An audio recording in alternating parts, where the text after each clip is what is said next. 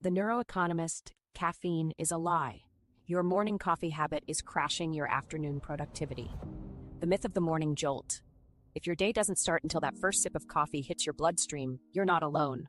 More than half of working adults say they don't feel human without it. You probably wake up, stumble into the kitchen, get that caffeine fix, and within minutes you feel sharper and slightly less irritable. It feels like productivity in a mug. But here's the uncomfortable truth. That early coffee might actually be setting you up for a crash that kills your focus later in the day, all while tricking your brain into believing it's helping. Let's unpack what's really happening inside your head when you reach for that morning cup. Because this isn't just a biology problem, it's an economic one too. Your attention is currency, and right now, coffee companies are cashing in on a cycle that quietly drains its value. Caffeine doesn't create energy, it just borrows it from your future self. The moment you wake up, your body's already producing cortisol, the natural wake-up hormone that gets you going. This hormone peaks about 30 to 45 minutes after waking, which means your brain is literally wired to wake you up for free. When you pour caffeine on top of that, you're essentially layering a stimulant on top of a stimulant. It feels amazing at first, but what you're doing is confusing your body's natural rhythm, and that confusion costs you focus and consistency later in the day. Here's what most people miss. Caffeine doesn't add energy. It blocks adenosine, the neurotransmitter responsible for making you feel sleepy. Throughout the day, adenosine builds up in your brain. It's your body's way of keeping time, reminding you how long you've been awake. Caffeine slips into adenosine's receptor spots, pretending to be helpful, but it doesn't remove the real adenosine sitting in the background. It just hides its signal. Why does that matter? Because once your body metabolizes the caffeine, all that trapped adenosine floods your receptors again and you crash. Ever notice how 2 o'clock feels like walking through wet cement even after a productive morning? That's the debt you owe from your early morning cup. And this is where the economic analogy fits perfectly. Drinking coffee right when you wake up is like taking out a payday loan on your own productivity. You get the funds early, that temporary alertness, but you pay it back with interest, brain fog, irritability, and inconsistent focus later. It's the same cognitive inflation problem that wrecks your attention economy. You think you're getting more value in the morning, but the currency of your focus is quietly losing purchasing power. Let's apply a little neuroeconomics here. Your brain allocates energy like a budget. When you first wake up, you have a full day's worth of mental spending power waiting. Your focus, motivation, creativity, they're all accounted for. But coffee tricks your system into spending that budget early. You front-load your energy into the first few hours of the day, which feels productive. The problem? You're now broke before mid-afternoon. The trick advertisers don't talk about is how timing changes caffeine's entire effect. Drink it immediately after waking, and it spikes your system too fast, clashing with cortisol and setting off a stress loop. Delay it by about 90 minutes, and suddenly, the same drink works with your biology instead of against it. You get a smoother boost just as your cortisol starts to dip. That's the neuroeconomic sweet spot, a timing strategy that keeps your energy stable so you can invest your attention where it matters. I've seen this pattern play out again and again in professionals who swear they need coffee to start working. They rely on it for instant alertness, but the more their brain adjusts, the more caffeine they need for the same effect. That's tolerance, and it's a classic scarcity trap. Your brain builds resistance, and the resource, alertness, becomes harder to buy. Soon, you're not drinking coffee for energy anymore, you're just drinking it to feel normal. Let's be clear, caffeine isn't evil. It's a powerful tool when used strategically, much like credit and finance. But the timing, dosage, and context determine whether it's an investment or a liability. Used correctly, caffeine can increase focus, improve reaction time, and even boost mood. Used wrong, especially right after you wake up, it sabotages your natural energy cycle and tanks your mental ROI for the rest of the day. A neuroeconomist would tell you that every choice you make with caffeine is a trade-off. You're either borrowing energy from your future or building sustainable alertness that compounds over time. Most people never think of their mornings this way because they've been sold the idea that fatigue equals failure, that needing that first coffee is a badge of productivity. But real focus doesn't come from external energy, it comes from balance, aligning stimulants with your body's natural cash flow of energy. Consider how this affects your financial habits too. When you crash mid-afternoon, your decision-making drops. You start impulse spending at lunch. You lose focus on your budget or your side hustle project, Energy mismanagement ripples into economic mismanagement. Fatigue makes you irrational. One poorly timed cup can trigger an entire day of smaller, dumber money decisions. Think about the last time you treated yourself to a fancy latte after hitting a wall. That's a reward loop, your brain literally bribing itself with more caffeine and sugar to cover for depleted focus. Each small dopamine hit feels good, but it's the same pattern that leads people into financial debt, chasing short-term comfort instead of managing long-term sustainability. Here's another layer most forget: your body's sensitivity to caffeine is genetic. Some people metabolize it faster, others can't break it down as efficiently, which means its effects last way longer than expected. If you're in the slow group, that afternoon espresso is likely still in your system at midnight, limiting your deep sleep, which kills next-day productivity. You start another morning feeling drained and reach straight for the coffee again. That's the neurochemical hamster wheel most people never escape. All of this ties back to one central idea: you can't out-caffeinate poor energy management. The key isn't quitting coffee, it's controlling your dosage and timing so you stop paying productivity interest on your daily habits. The real hack starts with delaying gratification, something every investor understands intuitively.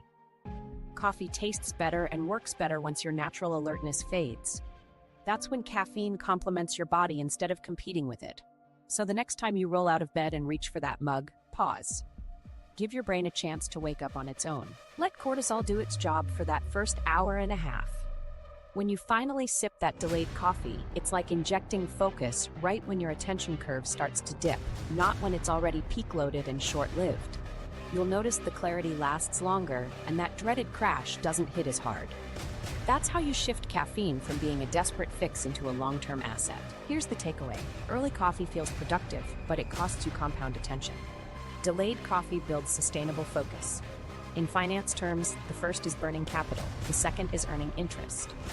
Once you treat caffeine like an asset instead of an emergency fund, your energy and your afternoon productivity will finally start yielding real returns. The neurobiology of caffeine, blocking the sleep signal. To really understand what caffeine does to your body and why your morning cup destabilizes your productivity, you have to zoom in on what's happening inside your brain. Because caffeine doesn't actually give you energy. It only changes your brain's perception of fatigue, and that small trick creates big downstream effects on focus, motivation, and even financial decision-making. Inside your brain, adenosine is like an internal timer. Every moment you're awake, adenosine molecules build up in your neurons. The longer you're awake, the more of them crowd your brain, nudging you toward rest. When you finally sleep, your neurons flush and recycle that adenosine, resetting the clock. Think of it as biological bookkeeping. You owe energy debt for every waking hour, and sleep pays it off. Now, caffeine's molecular shape is similar enough to adenosine that it can sneak into those same receptor sites. When it does, it blocks the "you're getting sleepy" signal without removing the actual adenosine. So your neurons are still tired. They just can't say it out loud. You feel alert not because you're rested, but because caffeine is jamming the receptors that would normally tell your body to slow down. This trick works beautifully for a few hours. When your adenosine can't communicate, dopamine and norepinephrine, the neurotransmitters of motivation and focus, run the show. That's why coffee often makes you feel more confident and capable. But the whole time, adenosine is piling up behind the scenes like ignored debt accumulating interest. Once your liver metabolizes the caffeine, those receptors open back up, and suddenly you're hit with the entire backlog at once. That's the crash. The crash isn't some mysterious wave of tiredness, it's your brain facing all the fatigue it postponed. It's like paying off a ballooning credit card bill after ignoring it for hours. And just like in finance, short-term relief creates long-term costs. But the brain doesn't operate in isolation. Caffeine also messes with your circadian rhythm, the 24-hour cycle that regulates hormones, alertness, and mood. Normally, cortisol, the body's natural wake-up chemical, surges in the morning and drops gradually through the day. Drinking caffeine during its peak phase doubles down on stimulation, forcing your nervous system into unnecessary overdrive. You don't notice it at first because adrenaline compensates, but later, that forced spike tilts your rhythm out of balance. The next morning, you wake up more depleted, needing even more caffeine to get back to normal baseline alertness. That's how tolerance develops, neuroadaptation. Your brain literally makes extra adenosine receptors to compensate for the constant blockade. Over time, the same cup that once gave you a jolt now barely registers. You need a second, maybe a third, to feel right. Studies show habitual caffeine users can have up to 20% more adenosine receptors than non-users. That's your body trying to adapt to an artificial stimulant environment. The irony is brutal. You drink more coffee to wake up because caffeine itself made your brain more sensitive to tiredness signals. Eventually, you stop gaining alertness and start drinking just to prevent withdrawal. Headaches, irritability, that dragging mental fog. That's the biological equivalent of a sunk cost trap. From a neuroeconomic perspective, this is your brain's version of inflation. Every cup of coffee devalues the currency of alertness. The more you stimulate, the more receptors flood the market, and the less each unit of caffeine is worth. You're printing mental money faster than your body can back it with real rest. But here's the nuance most people miss. Caffeine isn't just blocking adenosine, it's also enhancing dopamine signaling, the same reward pathway triggered by achievements and financial wins. When caffeine flows through your bloodstream, it increases dopamine receptor activity in certain brain regions, meaning small tasks feel more motivating, creative work feels more rewarding. That's great in moderation. But overstimulate this pathway, and you train yourself to rely on chemical motivation instead of intrinsic discipline. That's why so many people can't start tasks without coffee. They've replaced natural incentive with pharmacological nudging.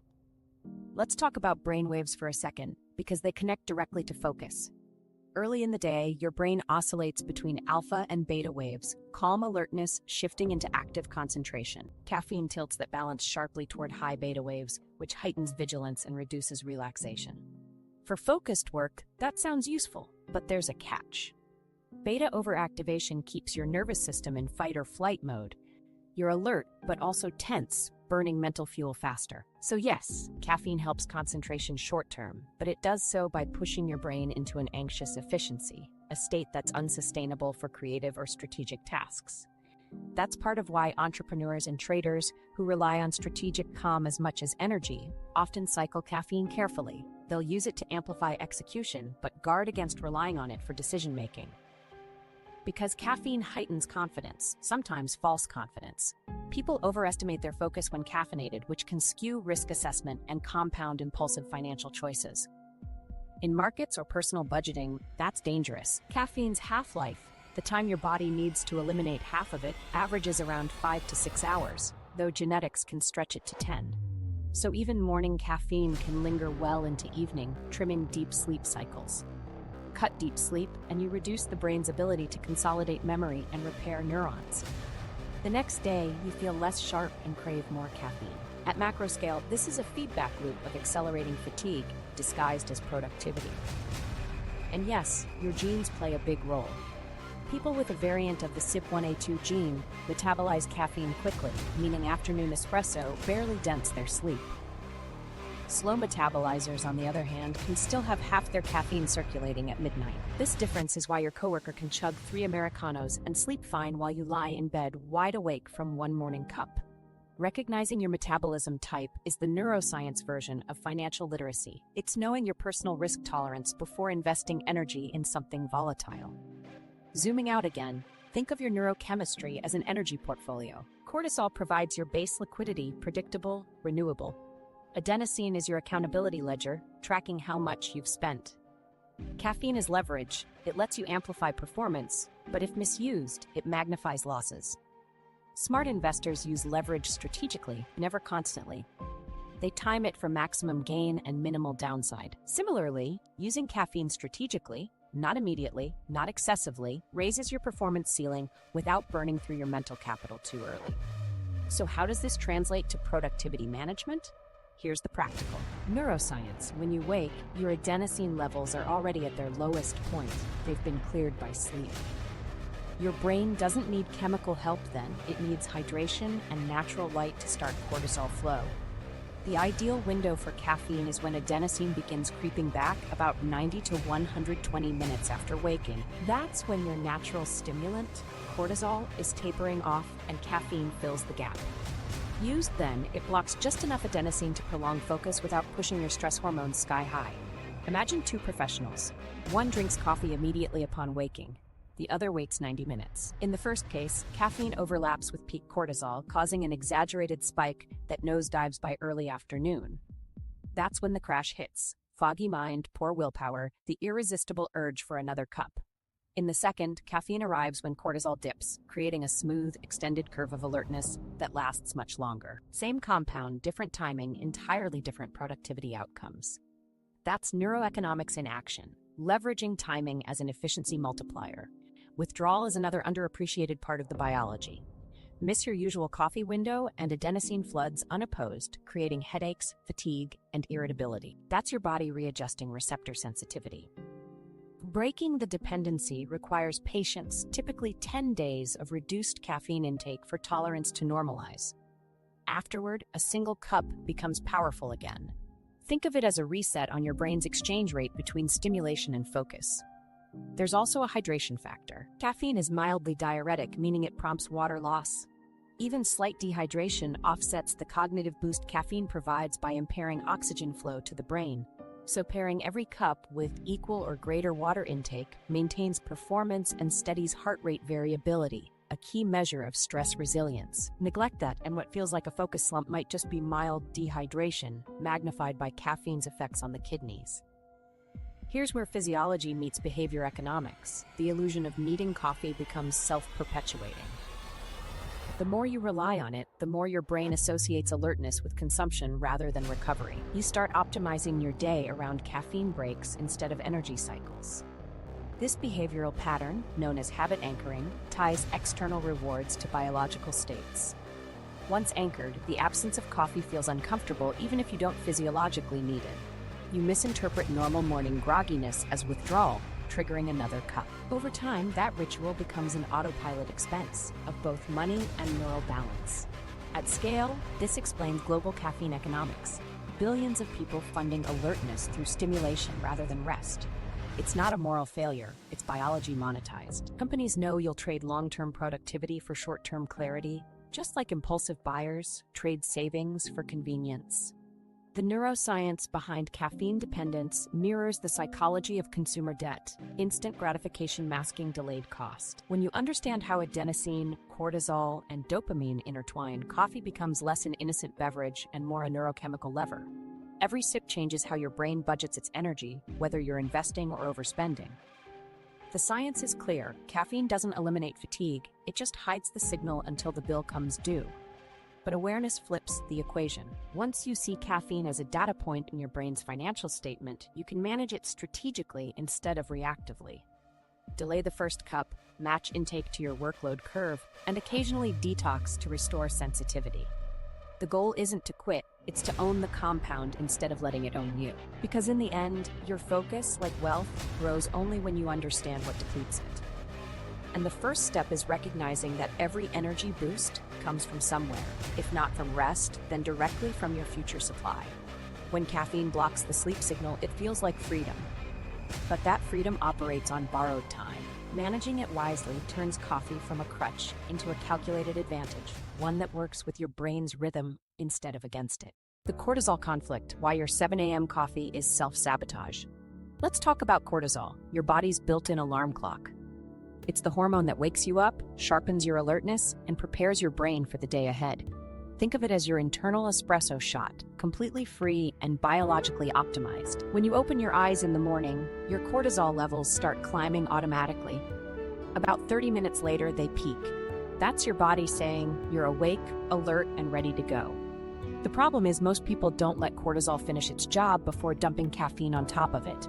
That early morning cup feels comforting, but it's actually working against you. When you drink coffee during cortisol's peak, your brain receives 2 wake-up signals at once, one natural and one chemical.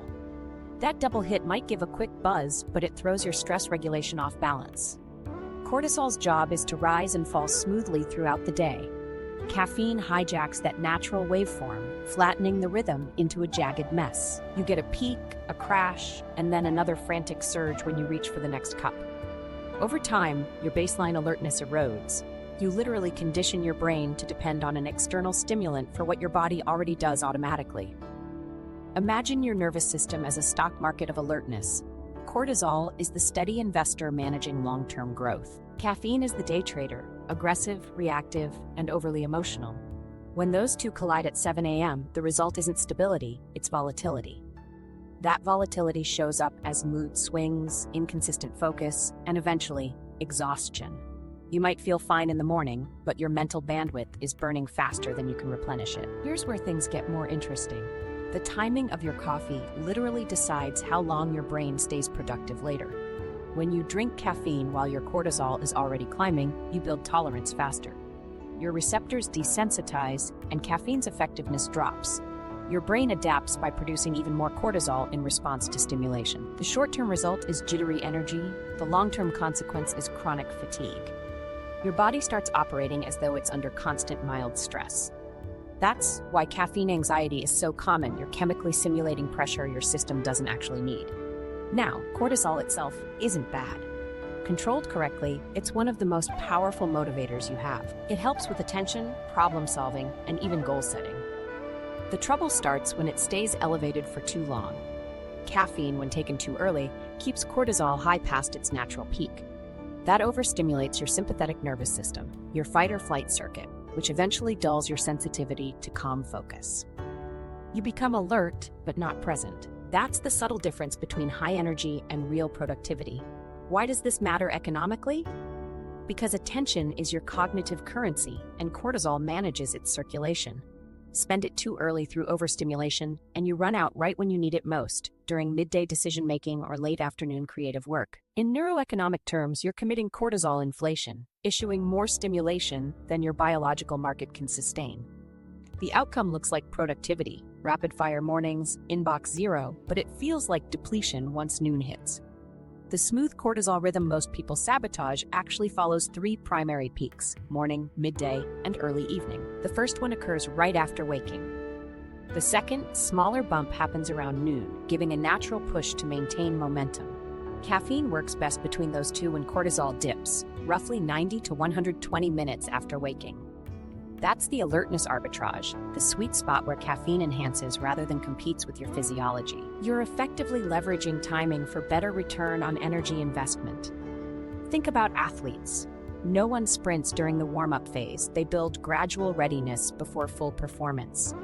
Drinking coffee right after waking is like sprinting the moment you stand up. It feels powerful for 5 minutes, then you gas out. Delay that caffeine until cortisol has done its warm-up, and your body runs smoother for hours. You're converting quick energy spikes into sustainable performance curves. That alone can extend mental productivity by several hours each day without any additional caffeine.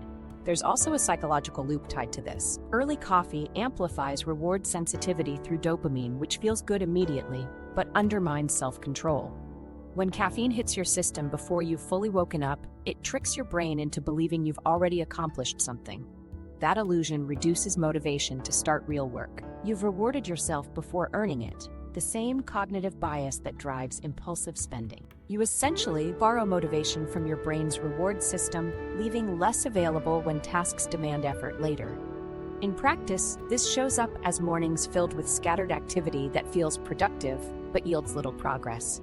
You pour energy into easy wins, email responses, and endless to-dos, but struggle when deeper concentration is needed later in the day. That's the cost of mistimed caffeine. Dopamine-driven momentum without direction, cortisol disruption without recovery.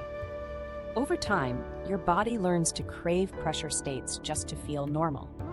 You start chasing stimulation instead of strategy. When you delay caffeine, something subtle happens. Your morning calm extends naturally, and creative thought flourishes in that quieter state. Cortisol handles the activation while serotonin, your mood stabilizer, balances it. Your thoughts organize without adrenaline interference. That's when deep insights, planning, and financial forecasting actually click. The longer you protect that natural window before caffeine, the greater your cognitive return. You're compounding focus instead of spending it impulsively. Let's translate this to a real-world example. Picture two entrepreneurs starting their day at 7 a.m. One drinks coffee immediately, the other waits 90 minutes. By 11 a.m., the first is already on their second cup, jittery yet tired, scanning emails to stay alert. The second is still cruising on the first dose, brain steady and focused, completing high-level tasks. Come 3 p.m., the first hits a cognitive crash, the second maintains steady clarity. Same daily effort, but entirely different outcomes, determined by timing and hormone synergy. In both biology and finance, timing multiplies results. Cortisol sensitivity also shapes how your brain processes caffeine long-term. If your mornings begin with caffeine overload, the adrenal system compensates by releasing more cortisol earlier in the cycle. That pre-dawn release shortens sleep stages, especially REM, and pushes you into lighter, less restorative rest. You wake earlier but more fatigued. The next day, you crave caffeine even more.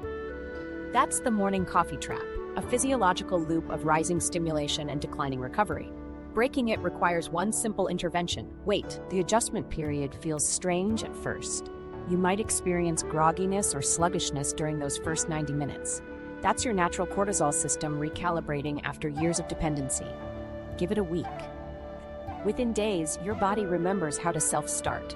The reward is smoother mental output and a noticeable decline in anxiety spikes. Instead of jolting your stress hormones awake, you're giving them room to breathe.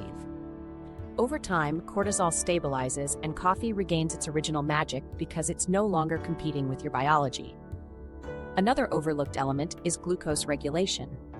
Early caffeine spikes cortisol, and cortisol increases blood sugar. Combine that with a breakfast high in carbs or sugar, and you're creating a double surge.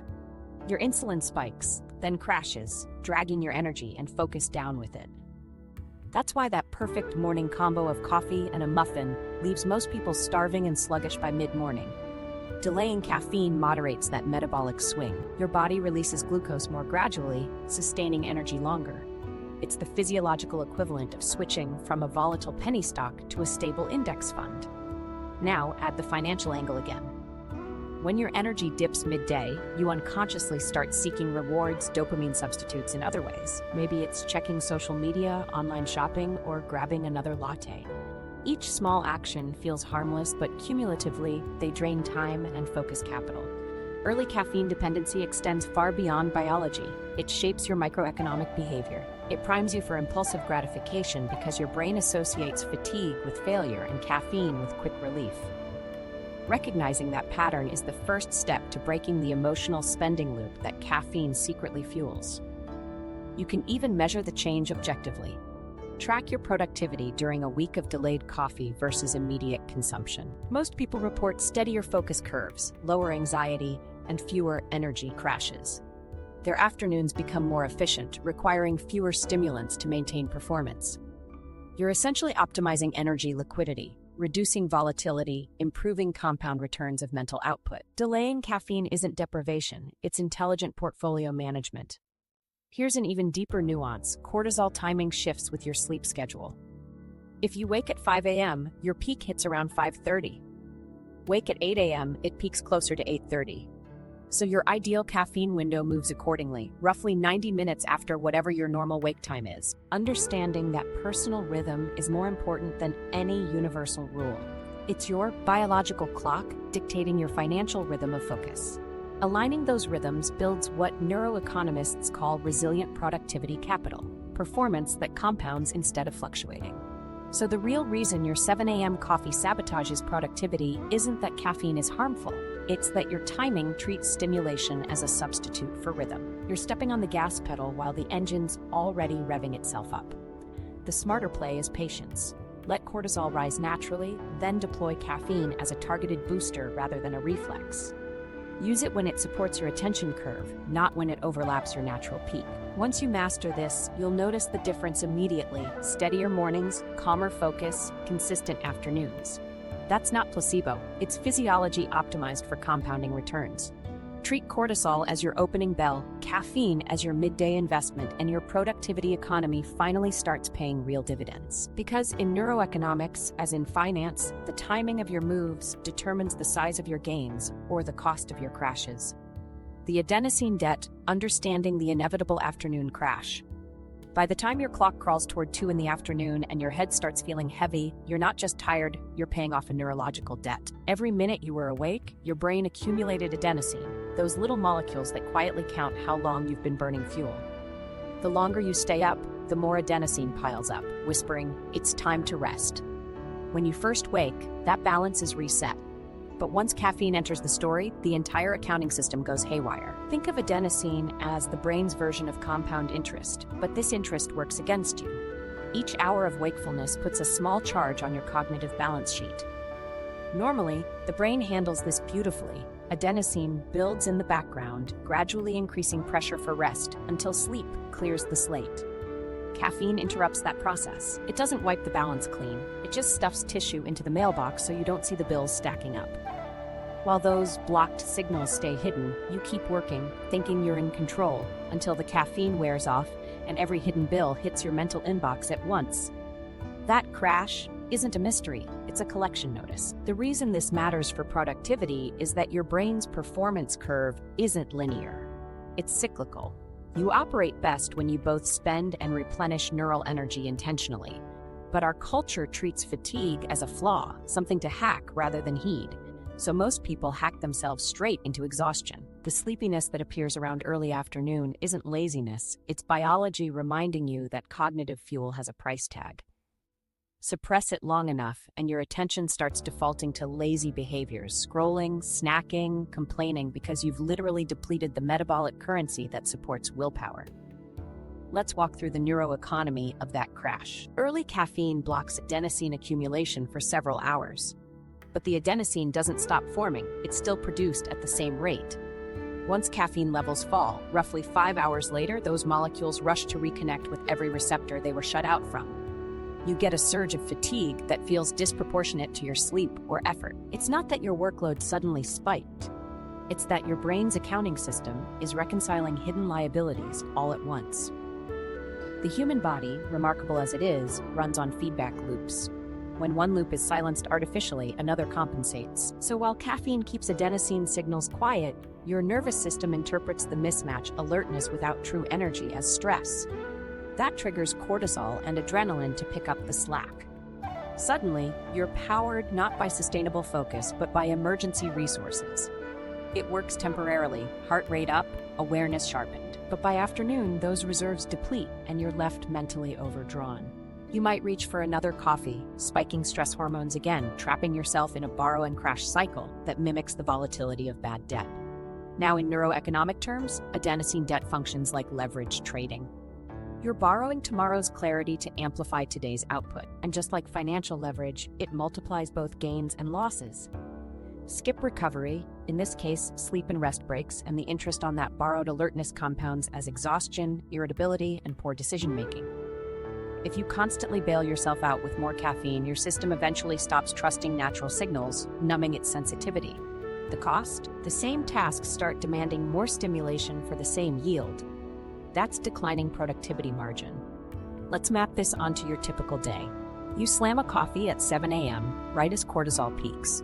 You feel sharp until around 10:30. Then a slow wave of tiredness starts creeping in, so you top up with another cup. About 1:30 or 2 p.m., the crash hits, classic adenosine rebound. Caffeine's half-life has run its course, those blocked receptors are suddenly flooded. You experience brain fog, sluggishness, maybe even mild anxiety. And because society's answer to tiredness is always drink more coffee, you do, effectively postponing the inevitable again. You get brief relief, but now caffeine lingers into the evening, reducing deep sleep quality. The next morning, you wake up tired again, convinced you need that immediate hit, and the cycle resets. That's why this system sustains itself so easily. Each day begins with yesterday's imbalance. Over time, your baseline alertness decreases, even on rest days. You're perpetually financing mental clarity on borrowed energy. Scientists who study sleep pressure, the biological term for adenosine buildup, consistently show that artificial suppression through caffeine shifts the brain's circadian alignment. It doesn't eliminate fatigue, it just delays the signal until it collides with your natural rest schedule. When that happens late afternoon or early evening, focus evaporates right when you still have decisions to make. Let's tie this into your afternoon behavior. When your energy dips, your prefrontal cortex, the part responsible for planning and inhibition, starts dialing down activity. That's why you crave sugar, dopamine, or comfort. Your brain seeks quick rewards to offset declining energy, the cognitive equivalent of grabbing a payday loan. You'll open YouTube instead of finishing a report, check prices on a gadget you don't need, or impulse order food. Each of those is an interest payment on your energy debt. The less mental capital you have, the more emotional spending takes over. Economically, fatigue equals volatility. Here's an interesting detail. Adenosine doesn't only affect sleep and alertness, it also moderates blood flow and inflammatory response in the brain. When it builds up uncontrollably because caffeine held it hostage for hours, you get a neurovascular whiplash. Blood vessels dilate quickly, causing that heavy, pounding head. This is why caffeine withdrawal headaches are so common after intense focus mornings. They're not mystical suffering, they're literal repayment penalties after your brain's energy bank reopens for overdue transactions. You might wonder, wouldn't smaller, more frequent doses of caffeine solve this? Sometimes yes, sometimes no. Microdosing, around 30 to 50 milligrams spread through the day, can maintain steady receptor blockage and avoid massive rebounds. But for most coffee drinkers, consumption is impulsive, not strategic. They slam 200 to 300 milligrams in the morning, get a dopamine rush, and crash later. The key difference between that pattern and a productive one is timing discipline. Just as investors diversify portfolios to manage risk, strategic caffeine users diversify timing and quantity to stabilize mental returns. The biological mechanism behind the crash also explains why naps between 1 and 3 p.m. feel so rejuvenating. In evolution's design, human alertness dips naturally after midday. A brief 15 to 30-minute nap flushes some adenosine without pushing you into full deep sleep, restoring focus without caffeine. Pair that with delayed coffee intake and you convert the afternoon slump from a liability into a reset button. It's like refinancing your energy debt at a lower interest rate. Instead of borrowing more, you partially repay what you owe through rest. There's also psychological payoff in recognizing the pattern. Once you realize that the post-lunch crash isn't moral failure but neurochemical accounting, guilt goes out the window. You can design workflows that respect rather than resist biology. For example, tasks demanding creativity and deep focus fit best in the mid-morning window before adenosine debt starts rising steeply. Administrative or routine tasks fit late afternoon when your attentional budget is thinner. Aligning work type with energy curve improves not just output but satisfaction because you stop punishing yourself for predictable physiology. The interesting part is how sleep debt and adenosine debt coexist. Sleep debt accumulates across nights, adenosine debt accumulates across hours. Caffeine covers both like a rug. Poor sleep increases baseline adenosine levels, meaning you start each morning already in the red. Then coffee hides that reality for half the day. It's equivalent to taking a credit advance to pay off another loan. You ease the pain but prolong the dependency. True recovery only happens when you clear both debts simultaneously, enough sleep and mindful caffeine withdrawal to restore receptor sensitivity. Here's a short story that brings this home. A client of mine, an analyst at a fintech startup, was averaging 4 cups of coffee a day, spaced haphazardly. By 3 p.m., she consistently hit a focus wall, rereading the same emails, forgetting meeting points. We tweaked one variable, delayed her first caffeine intake until 90 minutes after waking, limited total to 2 measured doses before noon, and replaced afternoon coffee with hydration and a 10-minute walk. Within 2 weeks, the crash disappeared. Her focus graph, she actually tracked it, flattened into a smooth curve instead of peaks and valleys. She didn't reduce workload, she just stopped borrowing energy too early. What's striking is that her sleep didn't change much in duration, but quality skyrocketed. Because caffeine cleared earlier in the day, her deep sleep cycles lengthened. That gave her brain time to flush adenosine completely overnight. The next morning, her body started with a clean slate, no carried-over liability. That's how you escape the negative compounding loop, by settling the account daily instead of rolling it forward indefinitely. Let's dig deeper into why adenosine rebound feels so mentally heavy. Part of it stems from your body's autonomic nervous system adjusting back to baseline.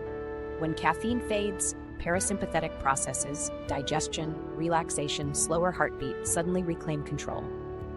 You interpret the shift as fatigue, but it's actually a physiological correction. Most people misread that correction and counter it with more caffeine, restarting stimulation instead of allowing the body to normalize. Over time, that constant toggling between sympathetic and parasympathetic dominance burns metabolic energy, just maintaining equilibrium. Your body turns into an overworked trader managing risk exposure around the clock, alive but drained. Neuroscientists sometimes describe this as an allostatic load, the cost your system pays to maintain stability under pressure. For regular caffeine users, that load stays moderately elevated all day. Stress hormones rise slightly, heart rate hovers above baseline, and brainwave variability flattens. It's subtle enough not to alarm you, but strong enough to reduce creativity, memory consolidation, and emotional regulation. In simpler terms, your brain stays online but loses depth. You can function, not flourish. Understanding the adenosine cycle offers a crucial behavioral advantage. You can plan when to experience low energy rather than being surprised by it. If you delay caffeine and let mild fatigue surface mid-morning, you keep overall debt manageable. You'll feel a small dip early, but the afternoon crash shrinks dramatically. By training yourself to tolerate short-term sluggishness, you buy stability later. Economists call this delay choice, the ability to trade immediate pleasure for future value. Your brain practices the same when you manage caffeine intentionally. Every minute you resist that early cup, you're compounding attention dividends for later in the day. A lot of productivity hacks talk about clean energy, hydration, exercise, breathwork, as if caffeine were toxic. It's not. It's misalignment that's toxic. Caffeine taken at the wrong moment disrupts recovery signals. Taken at the right time, it extends cognitive momentum. The debt metaphor isn't about guilt, but awareness. Just as no investor aims to eliminate debt altogether, they use it strategically. You can use caffeine to modulate adenosine debt without letting it balloon. You can even think about caffeine tapering like a loan payment plan. Your morning cup covers initial workload. A small afternoon tea around 1:30 extends stamina through early evening. Anything beyond 3 o'clock starts cutting into next day's rest budget.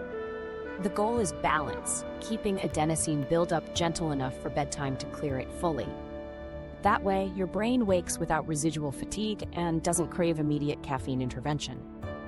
Each recovered morning is like starting the trading day with fresh capital instead of rolling yesterday's deficit. The most empowering shift comes when you realize that the crash is optional. It's not fate, it's math. Energy loss isn't a random punishment, but the predictable subset of how you schedule stimulation and rest. Once you see adenosine as your brain's accountant rather than your enemy, fatigue becomes information. It tells you when to pivot, hydrate, close tabs, walk outside, not when to panic. This knowledge doesn't just protect your productivity, it protects your decision quality. Studies on behavioral economics show that tiredness magnifies risk-taking and impulsivity. After an adenosine rebound, your frontal cortex literally underperforms, reducing long-term thinking. That's why late afternoon fatigue correlates with overspending and procrastination. Managing adenosine debt, then, isn't just about staying awake. It's about preserving rational thinking, emotional control, and financial judgment. The crash costs more than lost hours. It eats your cognitive budget for everything. Here's the final insight. Caffeine debt operates on the same principle as monetary debt, invisible until interest hits. The trick isn't to avoid borrowing altogether, but to manage repayment cycles carefully. Drink strategically, rest deliberately, and you can enjoy the benefits without living in mental overdraft. Every time you delay caffeine, hydrate more, or respect the nap window, you're making a micro-investment in long-term focused stability. That's the kind of investment that compounds quietly, storing clarity for when you actually need it, not when marketing tells you to crave it. When you grasp this, afternoon fatigue stops feeling like failure. It becomes a signal that your neuroeconomy is functioning properly. You can respond with smarter behavior rather than another desperate brew. Because once you understand adenosine's math, you reclaim control over the cycle that billions unconsciously serve every single day. That's the real evolution, turning caffeine from a reflex into a resource, transforming every sip from an expense into a strategic investment. Caffeine and cognitive load, diminishing returns on focus. Here's the irony about caffeine. The very stimulant you rely on to stay focused often ends up working against your attention span once your brain's workload ramps up. What most people don't realize is that caffeine changes how your brain allocates cognitive resources. It sharpens attention, yes, but only temporarily and only under specific mental conditions. Once you push beyond that sweet spot, the same molecule that gave you clarity starts creating interference. It's like overclocking a processor. It runs faster, but stability drops. Let's start with what cognitive load actually means. It's the total amount of mental effort required to process information, decide, and act. Every decision you make, from planning your day to replying to an email, consumes a bit of working memory and attention bandwidth.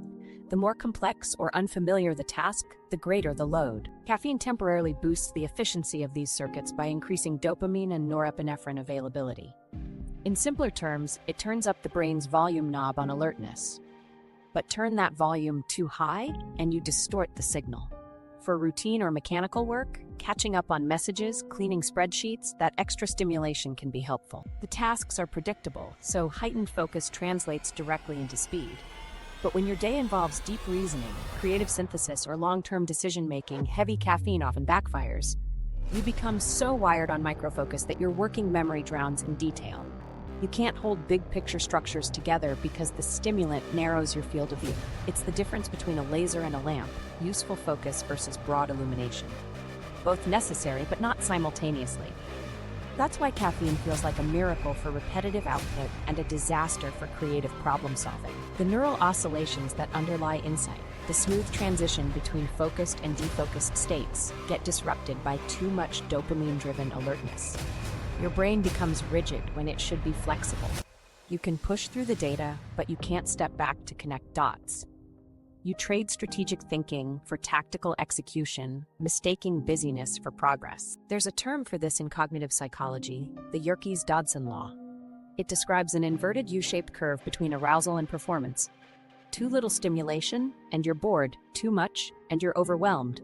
Optimal cognitive performance happens midway, alert enough to engage, calm enough to think.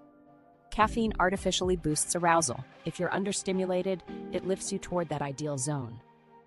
But if you're already alert, another dose shoves you past the peak into anxiety and cognitive fragmentation.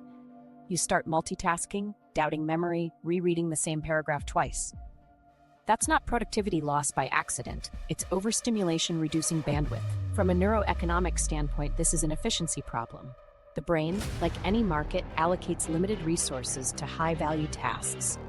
Caffeine distorts that allocation by saturating attention with false urgency. You respond to stimuli faster, but evaluate less accurately.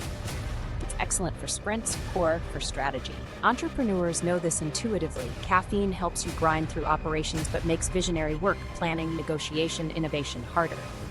The trade-off isn't visible until late-day fatigue or decision errors pile up.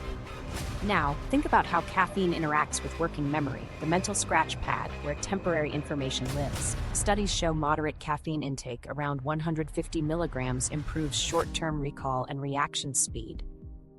Go higher, past about 300 milligrams, and accuracy declines even as speed rises. That's the paradox. You feel fast because your nervous system fires more rapidly, but your prefrontal cortex, the area handling reasoning and impulse control, becomes noisy. Information slips through gaps. It's like typing faster on a glitchy keyboard, more output, more typos.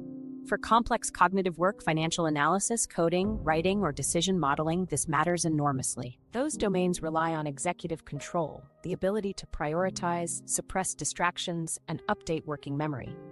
Excess caffeine compromises inhibitory control, making every notification feel urgent. Your internal filter weakens. Suddenly, background noise, incoming emails, and passing thoughts demand equal attention. The brain's selective gating systems, mainly the anterior cingulate cortex, struggle to maintain order. That's why after too much coffee, simple distractions feel powerful, and mental stability evaporates even while you feel awake. Let's link this to personal finance behavior, since the theme of neuroeconomics is all about decision quality. When your cognitive load exceeds its limit, you resort to heuristics, mental shortcuts. Caffeine amplifies confidence, while suppressing patience, which amplifies shortcut use. You're more likely to assume, guess, or skip analysis because the stimulant creates the illusion of clarity. Research in behavioral finance has shown that fatigued but highly aroused states, precisely what excessive caffeine produces, lead to overconfidence in short-term decisions and underestimation of risk. It feels decisive but statistically leads to poorer outcomes. This explains why caffeine-fueled productivity sprints often end in regret. You send impulsive emails, overspend on projects, or lock into hasty conclusions because it feels efficient at the time. The biological cause traces back to dopamine's dual role, boosting motivation but compressing critical distance. Caffeine elevates dopamine transmission in the prefrontal cortex, but only up to a threshold. Cross that line and confidence detaches from competence. You feel like you're thinking clearly, yet objective performance data shows otherwise. Cognitive scientists sometimes describe attention as a finite commodity whose value depends on precision, not quantity. Caffeine increases quantity, more awake minutes, faster thought sequences, but diminishes precision as load builds. The end result is diminishing returns on focus. Every extra cup yields less improvement and more error potential. Exactly like an economy where printing more money yields inflation, oversupply of stimulation devalues attention. There's also the emotion-cognition link.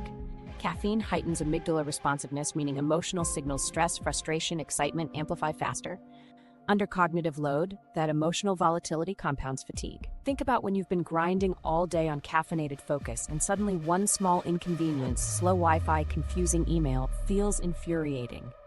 That's not personal weakness, that's neural overamplification. Your emotional brain is oversubscribed because your stimulation budget is already maxed out. Every annoyance feels like a system threat. Here's a fascinating nuance. Caffeine also biases the brain toward goal persistence, meaning once you've started a task, you're less likely to stop. That's good for endurance, but terrible when adaptation matters. If your initial plan was wrong, caffeine makes you double down instead of pivot. Psychologists call this escalation of commitment, the sunk cost effect at a neural level. You invest more effort into a diminishing payoff because your stimulant-enhanced motivation feels like progress. The harder you push, the worse your returns. That feedback loop is central to what neuroeconomists describe as focus inflation. In the beginning, caffeine genuinely increases the value of your attention. Tasks feel lighter, clarity feels higher. But every additional dose pumps up the attention supply without increasing its real purchasing power. You consume more stimulation to buy the same level of competence, just as customers need more cash to buy the same goods during inflation. The underlying value, mental accuracy, has dropped. So how do you counter this diminishing return? One answer lies in cognitive pacing, strategically aligning caffeine intake to task intensity. The brain's energy usage fluctuates through the day like financial markets, peaks of demand followed by consolidation phases. High caffeine during natural high cognition periods, mid-morning, late morning, overloads circuits. Placing it just before cognitive fatigue sets in produces better stabilization.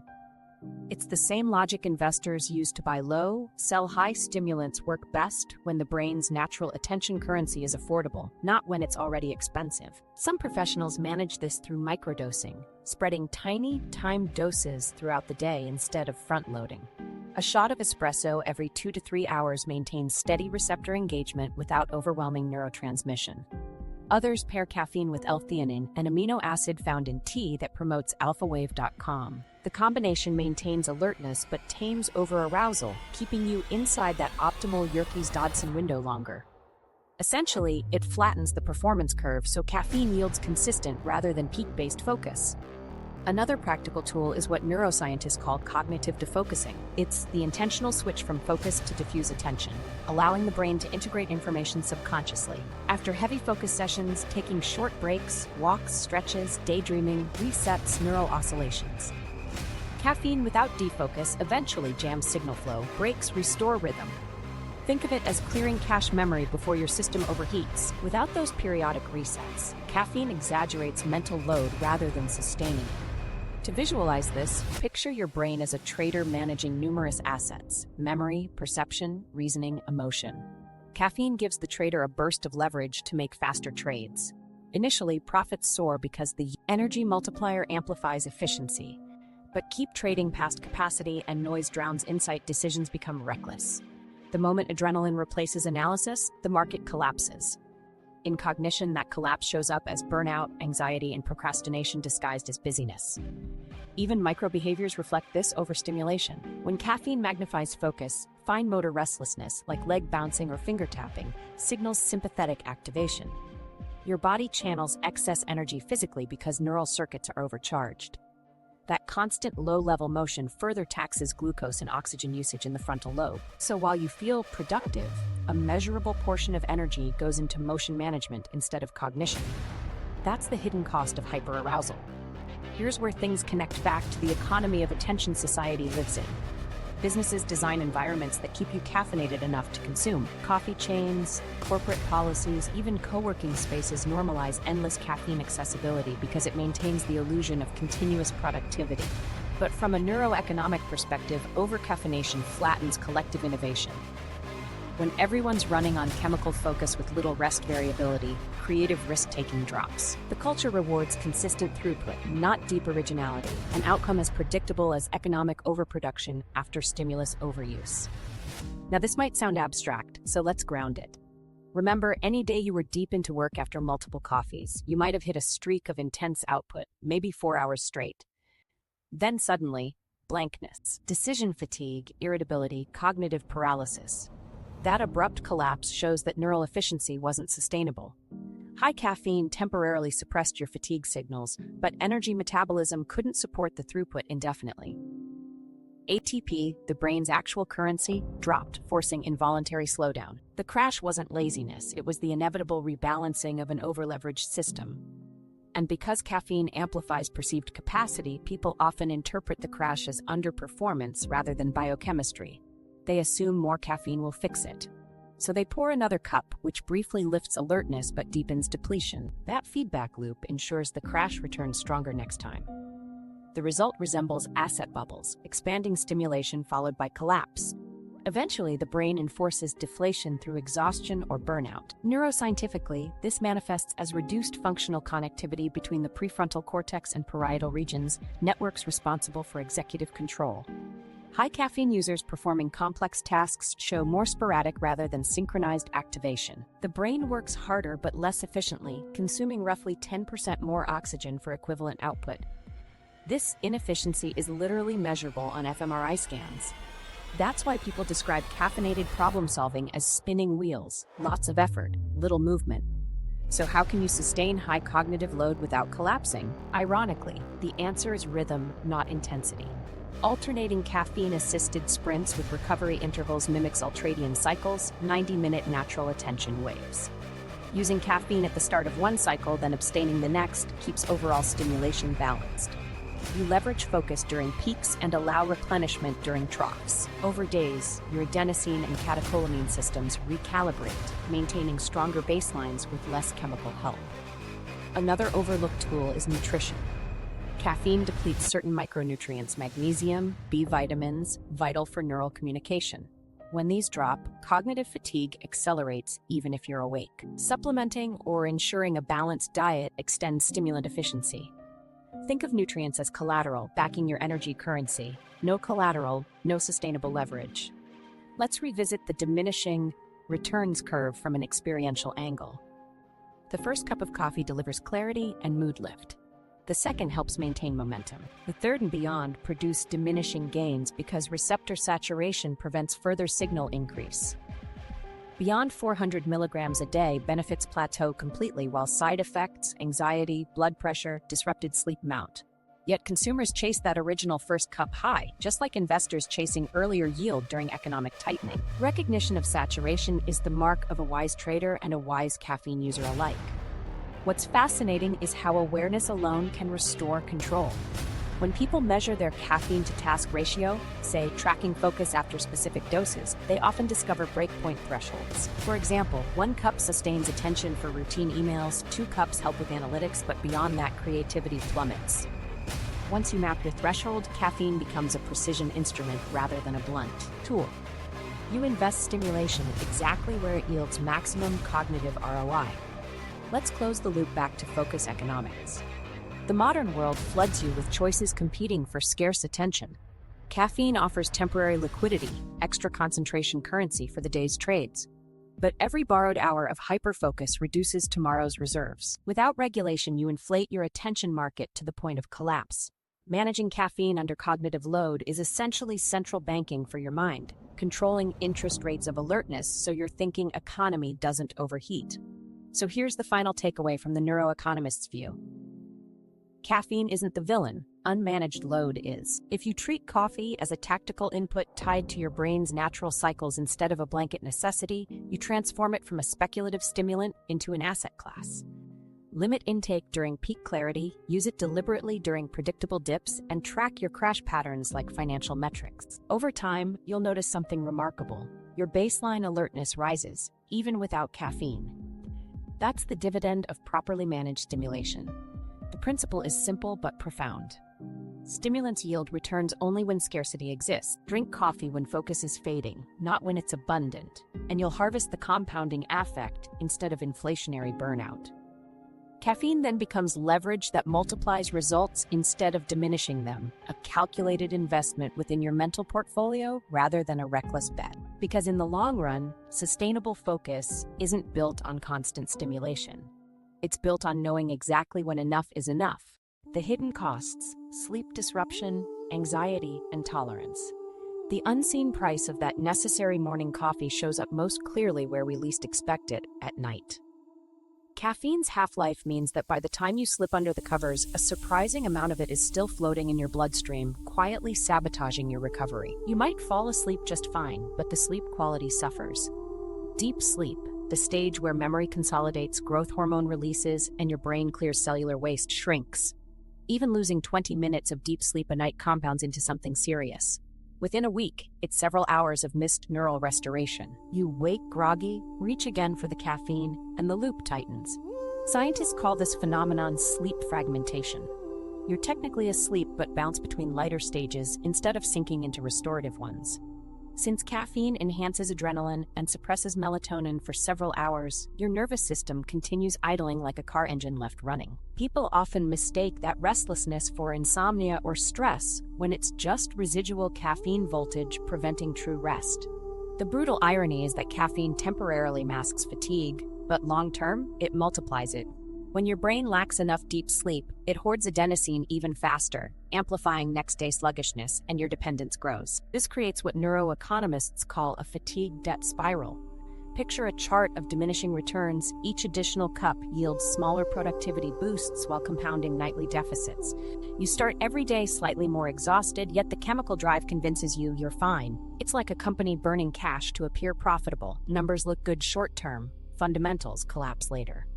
Most adults normalize this to the point that chronic sleep deprivation feels like personality. "I'm just not a morning person" becomes identity rather than symptom. Biologically, the worst culprit is caffeine consumption after 2 p.m. Even moderate afternoon doses delay sleep onset by up to an hour and cut slow-wave sleep by 20 to 40 minutes on average. People metabolize at different speeds, but the margin of error is wide enough that erring on the early side pays dividends.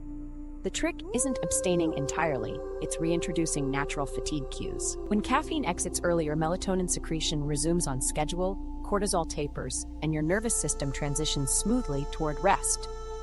The gain shows up next morning as clearer thinking, steadier mood, and an energy curve that doesn't nosedive midday. You might be thinking, better sleep sounds nice, but I handle coffee fine. That's where the second hidden cost appears: anxiety amplification.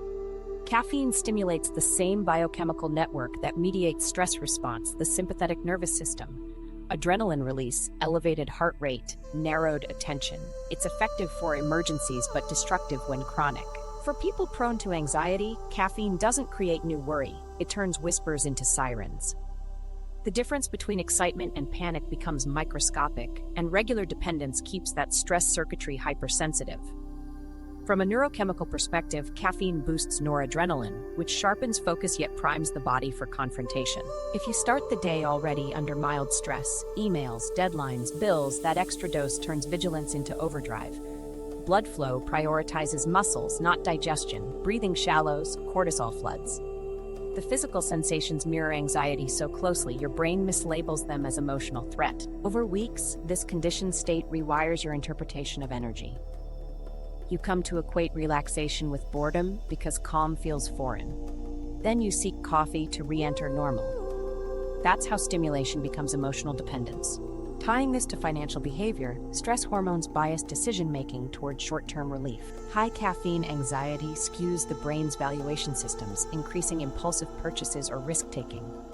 Studies on cortisol and adrenaline spikes show they nudge people toward instant gratification rewards.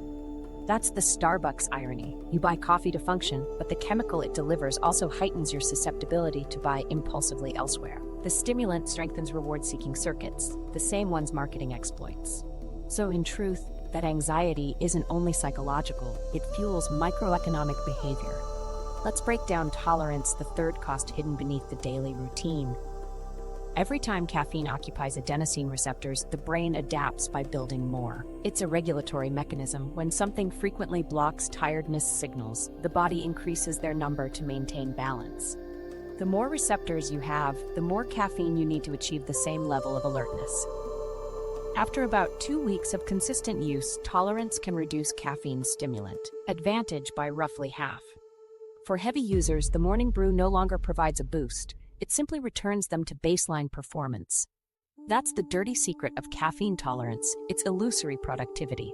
The energy you think you're gaining is often just the removal of withdrawal symptoms accumulated overnight. Without caffeine, those additional receptors overexpress, creating morning fatigue. With caffeine, they normalize. Subjectively, it feels like revival, but objectively, it's maintenance. You're not improving, you're just avoiding decline. Neuroeconomically, that's the definition of break-even energy, a non-profitable transaction that sustains cash flow without real growth. Breaking tolerance requires strategic downshifting. Gradually cut intake or replace coffee with green tea or matcha, which carry lower caffeine levels but generous L-theanine balancing effects. Within 7 to 10 days, adenosine receptors downregulate, restoring sensitivity. The first few days feel dull. Brain fog, headaches, minor irritability. That discomfort isn't lack of an energy, it's recalibration. Once the reset completes, a single espresso feels potent again, clarity sharpens longer, and anxiety flatteners. It's like deleveraging a risky portfolio before re-entering the market with smarter risk management. The relationship between tolerance and anxiety intensifies when caffeine quantity outpaces metabolism. If you consume more before the previous dose clears, plasma concentrations overlap, creating a cumulative effect.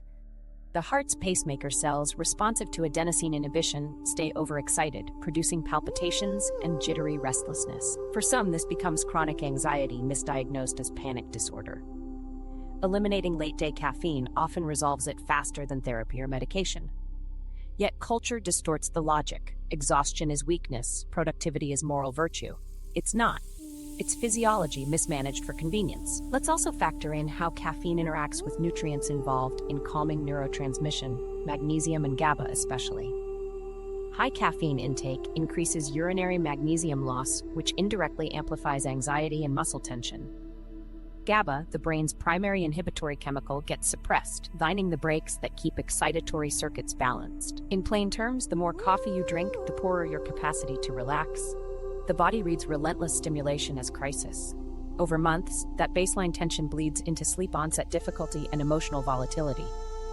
That's why chronic caffeine users often report irritability. They can't explain nerves literally low on inhibition. Another layer comes from the gut-brain axis. Caffeine boosts stomach acid and accelerates intestinal transit. That might sound harmless, but gut bacteria regulate nearly 90% of serotonin synthesis. Continuous disruption through overstimulation reduces microbial diversity, weakening mood stability. The connection is subtle yet profound. Chronic gut irritation equals recurring anxious drive.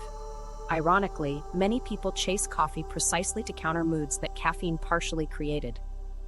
Understanding this feedback clarifies why sustainable energy must include rest, nutrition, and rhythm, not endless chemical acceleration. Now consider what chronic tolerance does to perception of effort. When daily caffeine masks natural fatigue, you lose the signal that defines workload boundaries. You push longer hours because you can, not because it's optimal. But fatigue signals exist for efficiency. They prevent diminished returns. Ignoring them erodes long-term output. Productivity plateaus while burnout risk spikes. Companies love this illusion. Caffeinated workers finish tasks rapidly, but problem-solving quality declines. You essentially mortgage innovation for tempo. The coffee-fueled culture celebrates visible motion over cognitive yield. Sleep quality continues to degrade quietly in the background. Data from polysomnography research shows habitual caffeine users spend up to 20% less time in slow-wave sleep, even if they consume their last dose 6 hours before bed. Dream recall decreases, memory consolidation weakens, and hormonal repair cycles flatten. Growth hormone, testosterone, and melatonin all rely on deep sleep windows that caffeine compresses. The resulting endocrine imbalance promotes weight gain and slower recovery. This explains why overcaffeinated professionals often feel both wired and drained, a chemical contradiction rooted in misaligned sleep architecture. Let's shift from biology to habit psychology.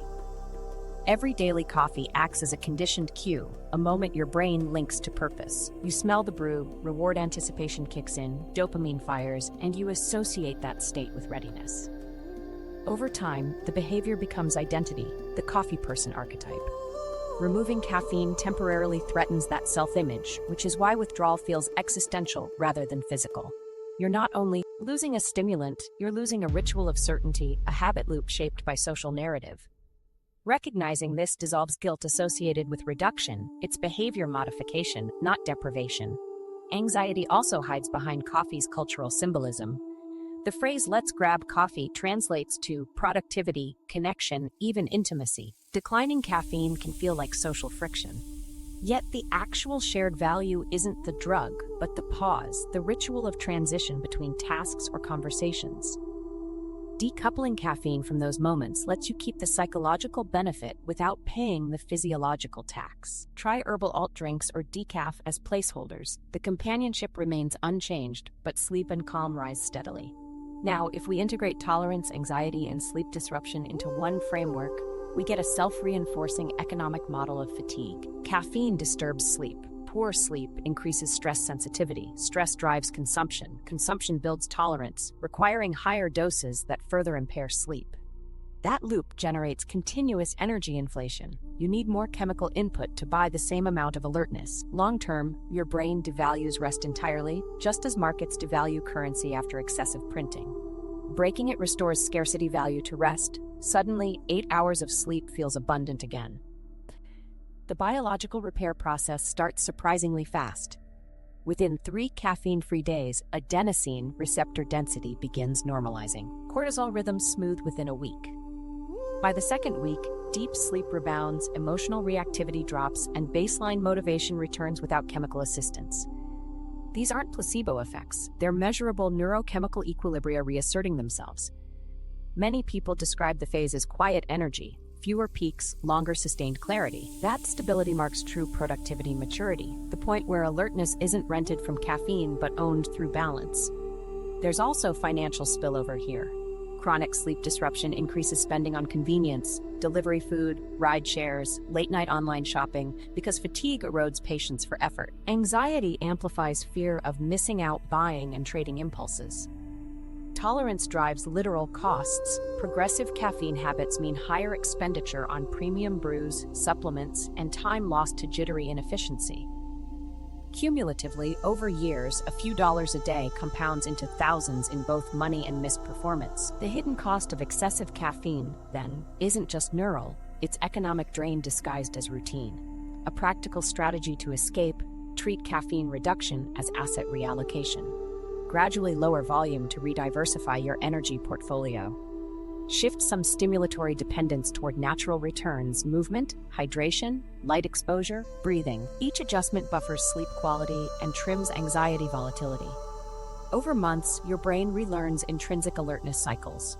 That's the compound interest phase, energy stability that accrues without external borrowing. You'll drink coffee by choice, not compulsion. The longer perspective reframes caffeine as a luxury tool rather than essential fuel. Used sparingly, it restores the high-value edge that tolerance eroded.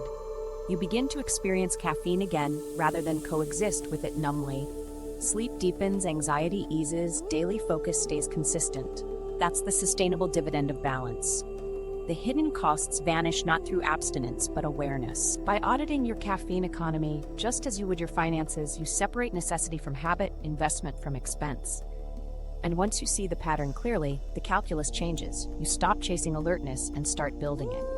The Neuro-Economist's solution: strategic dosing and timing. If caffeine has secretly been robbing your mental bank account, then this is the part where we rebuild your balance sheet. Because quitting outright isn't the real solution. Precision is. You don't need to give up coffee, you just need to treat it like an investment instrument. The Neuro-Economist approach transforms caffeine from an unpredictable debt into a reliable dividend-producing asset. It comes down to timing, dosing, and context. 3 adjustments, simple but deliberate, shift caffeine from liability to leverage. Let's start with timing, the most powerful variable. The first rule: delay your first dose by 90 minutes after waking. That window lets cortisol complete its natural peak, giving you a foundation of organic energy. Once cortisol dips, caffeine fills the space seamlessly, extending alertness instead of spiking it. Think of it as buying low. You're investing caffeine right when your natural energy market shows its first hint of decline. The return is steadier productivity across the day with less volatility, the bioequivalent of a balanced portfolio. Timing isn't just about when to start, it's also about when to stop. Set a caffeine curfew 8 hours before sleep. If you plan to go to bed at 11, your last coffee should land by 3. That cutoff respects caffeine's half-life so the stimulant clears before bedtime. It's like closing outstanding trades before the market shuts down. Late caffeine might feel harmless, but it leaks debt into your next morning through reduced deep sleep. The return on that evening espresso isn't energy, it's interest accumulation disguised as pleasure. Next comes dosing strategy. Most people overdose by default. A typical cafe latte carries 150 to 200 milligrams of caffeine. 2 of those before noon puts you near 400, close to the limit where side effects replace benefits. The effective cognitive enhancement window sits between 40 and 150 milligrams, roughly half a standard mug. That's the minimal effective dose, the smallest input yielding measurable improvement. In finance, that's leverage efficiency, maximum gain for minimum risk. Drink for function, not ritual. Measure your intake against purpose, not habit. Microdosing caffeine throughout the day works even better for stability. Instead of a morning flood, split total intake into smaller spaced amounts. A cup at 9:30 a.m., half cup or tea at noon, then nothing after 2 p.m. keeps receptor engagement steady.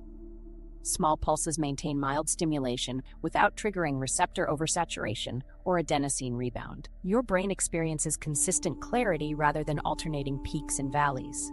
The feeling shifts from being caffeinated to simply awake. Behavioral economists would call that smoothing the volatility curve. Pair timing and dosing with food, since caffeine absorption accelerates on an empty stomach. Taking it right after breakfast tempers the spike and stretches the release curve. Morning macros matter too. Including protein slows caffeine's metabolic rate, sustaining alertness longer. It also moderates insulin reaction, avoiding that sugar-high sugar crash combo that wrecks focus. So, the Neuro-Economist's breakfast? Coffee plus balanced macronutrients, something like eggs, oats, or yogurt. That turns caffeine from a rocket launch into a long glide. Hydration may sound like a trivial add-on, but physiologically, it's the unsung stabilizer. Caffeine mildly depletes fluid levels. Even 1% dehydration can reduce cognitive output by 10%. The correction is simple. Drink an equal or larger volume of water alongside every caffeinated serving. Doing this literally preserves the interest rate of alertness. Dehydration quietly hikes your mental costs without warning. Consider each mug of water a deposit protecting your cognitive liquidity. Now, about synergy. Caffeine rarely acts solo inside the body. Combining it with L-theanine, a soothing amino acid abundant in green tea, balances stimulation with calm. Theanine promotes alpha brainwaves linked to relaxed alertness and counters caffeine-induced jitters. Studies show a 2-to-1 theanine to caffeine ratio increases focus precision while reducing anxiety markers. In practice, this means drinking matcha or pairing your morning coffee with a green tea later on. It's like diversifying risk assets with steady bonds, yield consistency without volatility. The sequence within your day should also follow your workload rhythm. Divide hours into 3 cognitive zones: launch, sustain, and taper. Launch covers the first 2 hours post-wake where you avoid caffeine, letting natural cortisol do its work. Sustain begins around the 90-minute mark. Now you earn your caffeine. This is the prime window for your first dose, ideally before deep concentration sessions. Taper runs from mid-afternoon to bedtime, focusing on retaining energy through movement, hydration, and micro breaks. Avoid stimulants here. Each zone mirrors efficient market cycles: initiation, acceleration, consolidation. Another precision tool, performance pairing. Use caffeine tactically with task type. For repetitive or operational work data entry, email triage, a moderate single dose at onset boosts throughput. For creative or strategic thinking, delay caffeine until halfway through the session. The initial lower arousal state fosters idea generation. Introducing caffeine later strengthens focus for execution. This reflects mental compounding using stimulation only after groundwork forms. Matching dose to task prevents wasted energy while maximizing utility, the same way smart investors time capital injections only after validating opportunity. If you sense dependence, schedule micro-detox periods, 24 hours of abstinence once a week. That rest resets receptor sensitivity without severe withdrawal. Think of it as an energy audit, confirming you still own natural alertness. People often fear fatigue during caffeine breaks, but that temporary slump reflects your baseline, valuable data. Over time, the dips normalize upward, proving your system's recovery ability. Economically, detox days resemble fiscal tightening, brief austerity, yielding healthier future liquidity. Habit anchoring also matters. If you associate coffee with beginning work, separate the ritual from the chemical. Brew decaf or herbal tea for that opening signal and save caffeine for engagement moments. This remaps the Pavlovian link between caffeine and productivity, reclaiming control from reflexive behavior. You're retraining your neural reward loops like correcting investor bias, discipline over impulse. For heavy users trying to reset tolerance, incremental reduction works best. Cut total daily caffeine by 25% per week, replacing each removed portion with water or caffeine-free alternatives. This slow taper minimizes withdrawal headaches and mood swings as receptors downregulate. Within a month, your body recalibrates. That first sip high returns, proof that tolerance debt is paid off. Treat it like refinancing, servicing interest regularly so debt doesn't balloon. Lifestyle integration closes the loop. Natural light within 30 minutes of waking boosts dopamine and serotonin production, enhancing mood and attention independently from stimulants. Short exercise bursts trick the body into releasing mild adrenaline, mirroring caffeine's effect but cleaner. Paired together, light and motion create baseline alertness far more stable than any espresso can buy. These habits form the equivalent of recurring dividends, predictable, renewable yields that make caffeine supplemental instead of essential. Let's translate the biology into a simple structure, the strategic caffeine framework, a three-step model built on timing, dosing, and rhythm. Step 1, delay and define. Wait at least 90 minutes after waking. Visualize your caffeine-free window as deposit time, your body earning natural interest before adding leverage. Step 2, measure and match. Cap intake between 100 to 200 milligrams total before early afternoon. Pair stimulation with appropriate tasks and anchor it to mealtimes or hydration. Step 3, cycle and recalibrate. Build at least one caffeine light day weekly and every few months a full week reduction cycle. That keeps receptor balance intact and prevents tolerance inflation. Following this structure doesn't require biohacking gadgets or strict fasting windows. It requires awareness, watching your energy curve like a cash flow chart. A simple spreadsheet or note tracking routine works wonders. Log wake time, caffeine dose, mood, and crash likelihood. Within a week, patterns emerge revealing your personal optimal windows.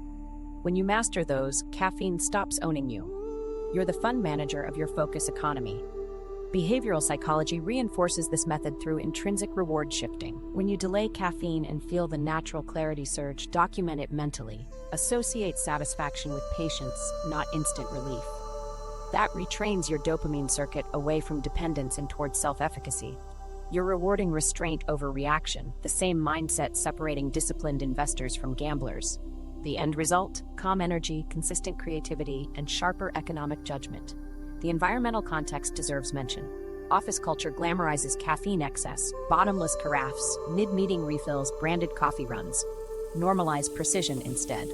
Announce your 90-minute delay experiment. Watch coworkers follow. When environment supports patience, willpower isn't constant exertion, it's policy. The data supports this. Teams reducing early caffeine collectively report smoother afternoon productivity and fewer energy slumps. It's social neuroeconomics, shared discipline producing systemic gain. Adjusting caffeine timing also improves emotional stability. With cortisol and adenosine rhythms aligned, mood fluctuations drop.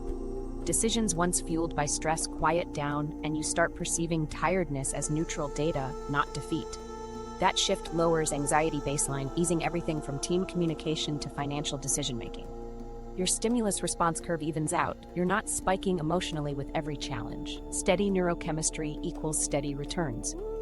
Even travel and shift work can use these principles. Crossing time zones throws cortisol and melatonin cycles off balance. Caffeine timed relative to local light helps resynchronize rhythm. Have coffee only once the day's first sunlight exposure occurs, no sooner. For night workers, caffeine acts as artificial daylight. Consume it early in the shift. Taper entirely 2 to 3 hours before expected sleep. Replace late caffeine with hydration and movement cues instead. The pattern matters more than the clock. It's about preserving cycle integrity despite schedule. Long-term, using caffeine strategically builds cognitive capital. You'll notice you need less stimulation over time while achieving higher quality focus. Think of it as compound interest on awareness, each well-timed coffee adding to a reservoir of stable performance.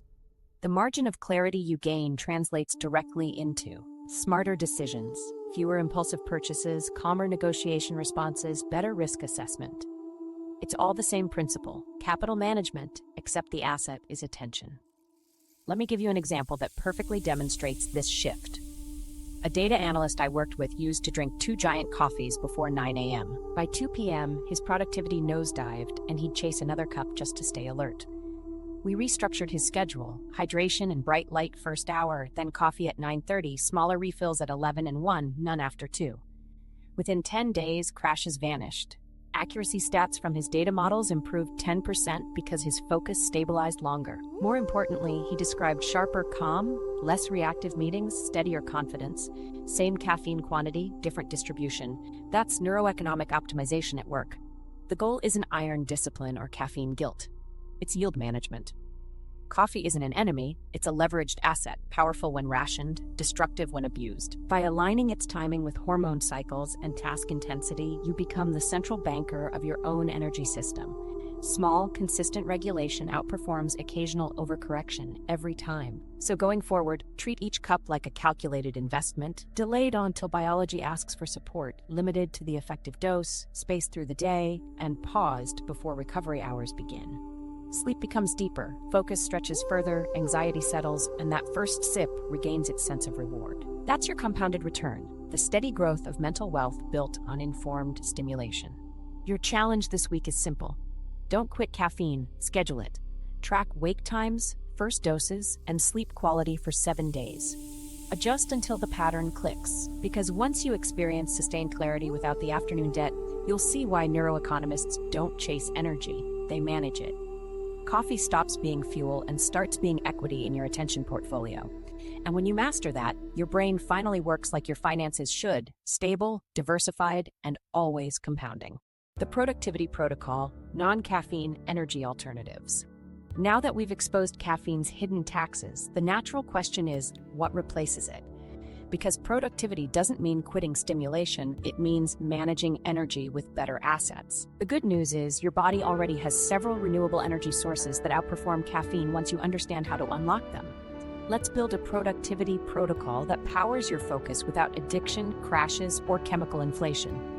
The first and simplest non-caffeine energizer is hydration. Dehydration of just 1% lowers cognitive performance. More than 200 milligrams of caffeine boosts it. Blood carries oxygen and glucose to the brain. When fluid levels drop, that transport slows. Start your day with 16 to 20 ounces of water before any stimulant. Add a pinch of salt or electrolytes if you sweat heavily. Think of it as topping up the battery before running the machine. You'll experience smoother alertness within 15 minutes, no heart rate spike required. Next comes light exposure, probably the most underused biological hack available. Morning sunlight hitting the eyes signals the suprachiasmatic nucleus in your brain to suppress melatonin and raise cortisol naturally. 10 minutes outside within 30 minutes of waking doubles your morning energy curve without any caffeine at all. Artificial indoor light barely counts. Outside intensity calibrates your circadian rhythm. Get into the habit. Water first, sunlight second. You've ignited the body's 2 free stimulants before breakfast even starts. Third, leverage movement microbursts. A 60-second set of squats, jumping jacks, or push-ups spikes adrenaline just enough to mimic a small espresso without draining reserves. Physical activity shifts blood flow, releasing endorphins that lift mood while flushing residual adenosine. For desk workers, incorporating a 2-minute walk or stretch each hour helps maintain consistent oxygenation. Neuroscientists call this non-sleep deep rest cycling, short physical resets that prevent neural stagnation. You're basically printing mental liquidity through motion instead of chemicals. Let's fold in breath mechanics. Controlled breathing manipulates your nervous system quicker than any supplement. Try the physiological sigh, 2 short inhales through the nose followed by an extended exhale through the mouth. 3 rounds trigger immediate parasympathetic activation, lowering stress hormones while sustaining alert focus. 4 energy boosts at mid-morning dip, invert it. Inhale for 4 seconds, exhale for 2. That slight asymmetry tells the brain to ramp up heart rate and alertness. Breath control is free bioarbitrage, exactly timed stimulation with zero tolerance buildup. Nutrition acts as structural fuel. Swap sugar-heavy breakfasts for protein and fat-dominated meals, eggs, Greek yogurt, nuts. Slow-digesting nutrients stabilize glucose, preventing the rapid spikes and crashes that mimic caffeine withdrawal. Add complex carbs later in the morning to maintain glycogen reserves. When blood sugar stays stable, dopamine and serotonin do too, producing clean motivation rather than anxious drive. Your body stops begging for quick highs because its underlying energy grid is fully powered. We also need to talk about strategic breaks, which act like micro-sleep investments. The human brain operates on 90-minute ultradian cycles, waves of high focus followed by troughs. Most people push through the dips with caffeine. Instead, respect them. A 5-minute disengagement, closing eyes, standing up, stretching, lets adenosine metabolize naturally.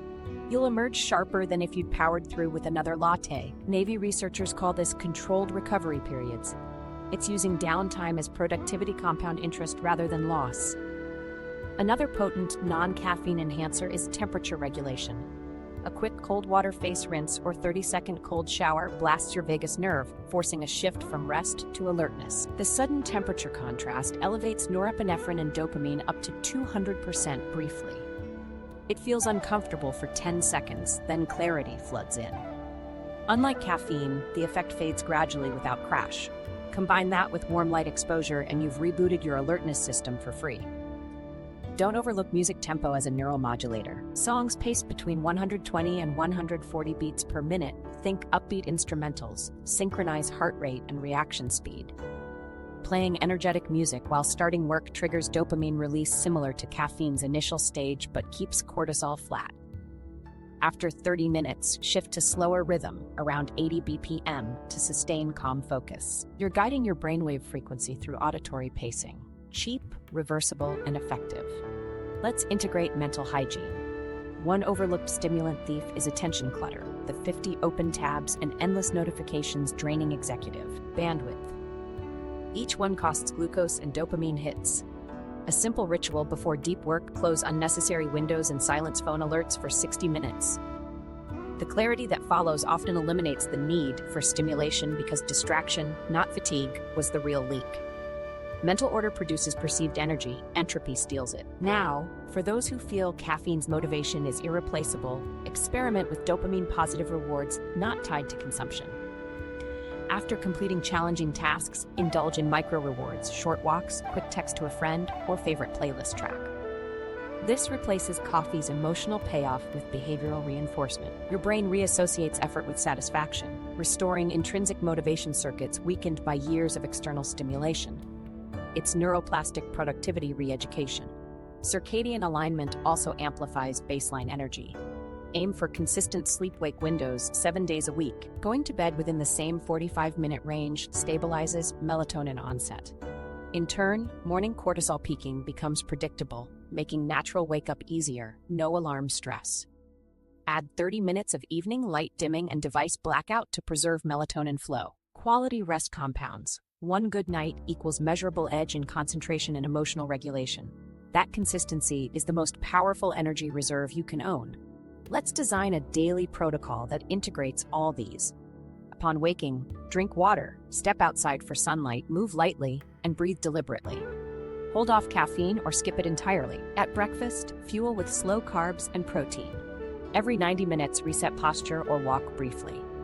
During midday slump, use cold exposure or breathing bursts instead of coffee. Late afternoon, switch to calming input, music, gentle stretches to taper cortisol naturally. By evening, screens dim, lights lower, and you glide into sleep without chemical crutches. Repeat daily and your energy curve stabilizes like a healthily diversified investment portfolio. Steady growth, no boom-bust cycle. There are supplemental aids that mimic caffeine's benefits minus volatility. Adaptogens like rhodiola rosea, ashwagandha, and eleuthero balance stress hormones, reducing fatigue while enhancing resilience. They modulate, not spike, cortisol, giving smoother energy transitions. Another option, coenzyme Q10 and acetyl L-carnitine, supports mitochondrial energy output directly, the biological equivalent of improving your power plant efficiency rather than importing electricity. These compounds operate through the Krebs cycle, producing cleaner ATP, genuine energy rather than borrowed perception. Consult professionals, but conceptually, adaptogens are the bond market of energy, steady compound yields. Nutrition continues to be an undervalued lever. Prioritize B vitamins, iron, and magnesium, key cofactors in neural metabolism. Insufficient magnesium alone mimics fatigue and anxiety identical to overcaffeination. Supplementing through food, spinach, almonds, beans restores calm alertness sustainably. These trace investments build robustness beneath every other habit. Think of them as diversifiers, stabilizing your cognitive economy. Another overlooked technique involves manipulating visual focus. Shifting gaze from near to far distance every 20 minutes biologically resets dopamine and acetylcholine balance, improving motivation and attentional endurance. This simple 20-20-20 rule, every 20 minutes, look 20 feet away for 20 seconds, refreshes your occipital cortex. It also counters digital fatigue that often masquerades as low energy. When vision rests, the brain recovers microunits of willpower, those same reserves caffeine used to fake. Add to that strategic posture management. Straightened spine, open chest, and rhythmic breathing enhance oxygen exchange, providing a subtle energy lift akin to sipping mild coffee. Slouching compresses lungs, reducing oxygen flow by up to 30%. So posture correction isn't aesthetics, it's energy infrastructure. Sit tall, breathe deep, and you literally increase mental bandwidth instantly. Here's where everything converges. These alternatives don't just replace caffeine chemically, they create energy diversification. Hydration, light, nutrition, movement, breath, and recovery each feed different physiological systems: cardiovascular, endocrine, mitochondrial, neural. When synchronized, they generate redundancy. If one dips, others compensate. Your energy economy gains resilience. Dependence dissolves because no single input dominates. That's sustainability, the antithesis of caffeine's monoculture model.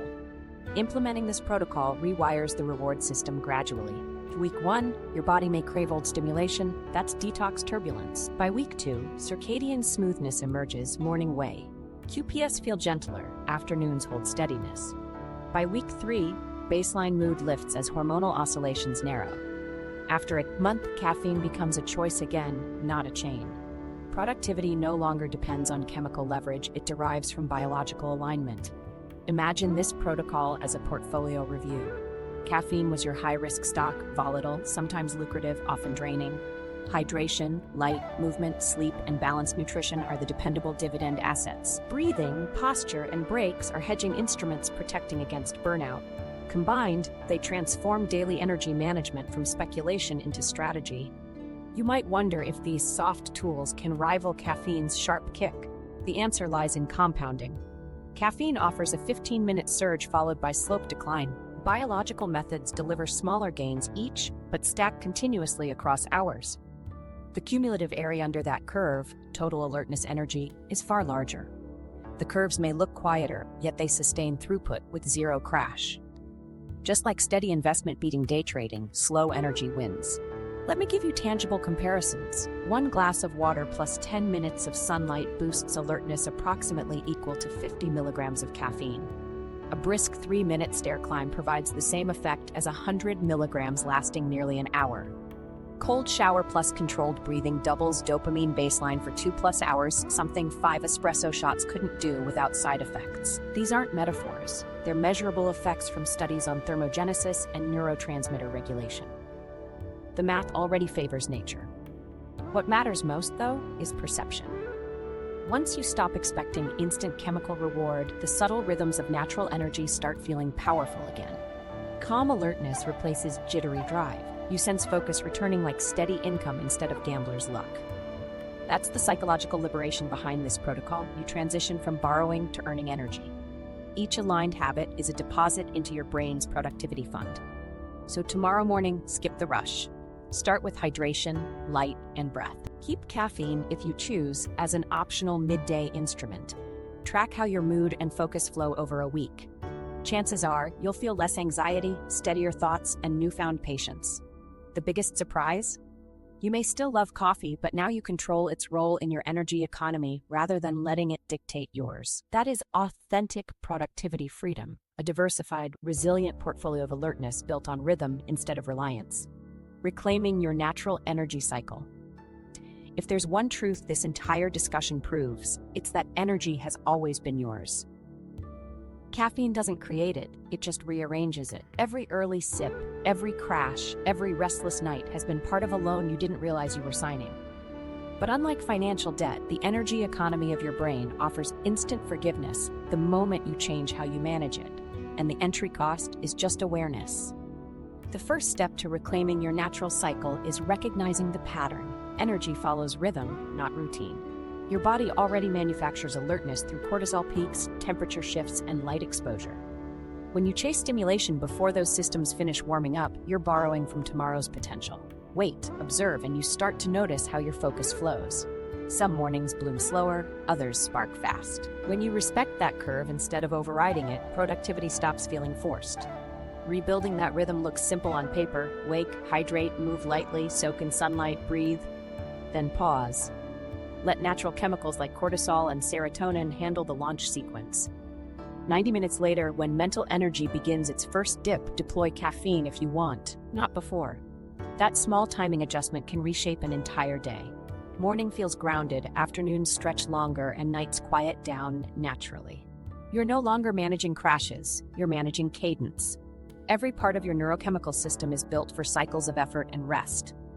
Adenosine accumulation signals when you've spent enough energy, deep sleep clears it. Caffeine's only role is to bridge dips strategically, not rewrite the pattern.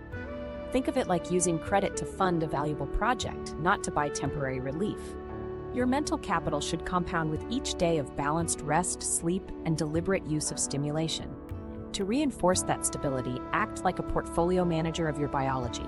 Audit your energy sources, water, light, food, movement, breath, and watch which ones yield the highest returns. Build redundancy so no single input becomes a dependency. The day caffeine becomes optional instead of default, you've reached equilibrium. You've created a self-sustaining system, one where fatigue means maintenance, not emergency. When people first experiment with delayed caffeine or natural alertness, they describe a strange calm replacing tension. That's not sluggishness, it's surplus capacity. The absence of jitter signals that your metabolism is finally operating at par rather than on debt. You start trusting wakefulness again, energy shows up when required, not demanded. Tasks feel smoother, emotions even out, decisions sharpen. That's cortisol and adenosine cooperating instead of colliding. Long-term, the payoff compounds. Sleep deepens, anxiety recedes, creativity expands. The neuroeconomics are undeniable. Energy stability increases cognitive yield per hour. You no longer sprint toward deadlines in panic. You pace, plan, and perform steadily, exactly how successful investors handle volatile markets. And just like compound interest, each day of restraint multiplies future capacity. So the reward isn't just productivity, it's freedom from biological inflation. You stop burning tomorrow's focus to survive today. That's the essence of reclaiming your natural cycle, owning the means of mental production instead of outsourcing it to a stimulant. Delay your first cup. Hydrate before you caffeinate. Respect the daylight cue. Track your crashes until they disappear. Observe how your energy curve stabilizes. Then notice how easily you control impulse, emotion, and money when your brain runs on earned, not borrowed, power. That equilibrium is what true productivity feels like. Quiet, consistent, and completely self-financed. The takeaway is simple but transformative. Balance outperforms stimulation. Once you align caffeine, sleep, and light with your body's inherent cadence, energy becomes a renewable resource. You're no longer chasing clarity in a cup, you're building it biologically. So treat tomorrow morning as your reset. Skip the automatic brew. Let your body earn its first hour naturally. Then, when you finally pour that coffee, feel it amplify, not replace, your own rhythm. That first mindful sip marks the shift from surviving days to mastering them. You've stepped off the treadmill of stimulation and into the cycle of sustainable focus. That's not just better living, it's smarter economics of attention.